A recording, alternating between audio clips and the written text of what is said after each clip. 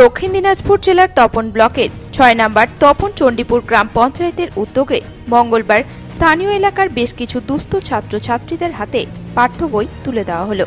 মঙ্গলবার গ্রাম পঞ্চায়েতে নিজস্ব দপ্তরে দুস্থ ছাত্রছাত্রীদের হাতে পাঠ্য বই তুলে দেওয়া হয়।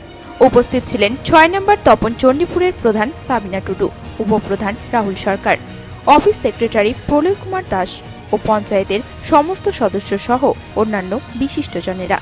এদিন দুস্থ ছাত্রছাত্রীরা প্রয়োজনীয় পাঠ্য বই পেয়ে কৃতজ্ঞতা প্রকাশ করেন। এ প্রসঙ্গে ৬ নম্বর তপন চণ্ডীপুরের প্রধান সাবিনা টুডু জানান, হ্যাঁ, আমাদের অঞ্চল থেকে দেওয়া হলো গরিব বাচ্চাদের জন্য, ওরা যেন ঠিক মতো পড়াশোনা করে আর ভালোভাবে যেন স্কুল থেকে পারে, এই কারণে ওরা যেন আমরা অনুদান দিলাম।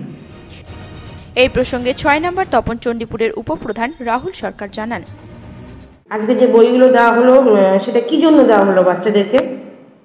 আমাদের অঞ্চল থেকে একবার মিটিং করা হয়। মিটিং করাতে আমাদের তো অঞ্চলটা খুবই গ্রামের দুস্থ পরিবারের অনেকে আছে অঞ্চলের মধ্যে, তার মধ্যে থেকে কিছু ছাত্রছাত্রী দুস্থ পরিবারের ছাত্রছাত্রীদের নিয়ে আমরা কিছু বই হাতে তুলে দিলাম যতদূর আমাদের অঞ্চল থেকে সাধ্য হয়েছে। তপন থেকে বিশেষ প্রতিবেদন, নিউজ টুডে।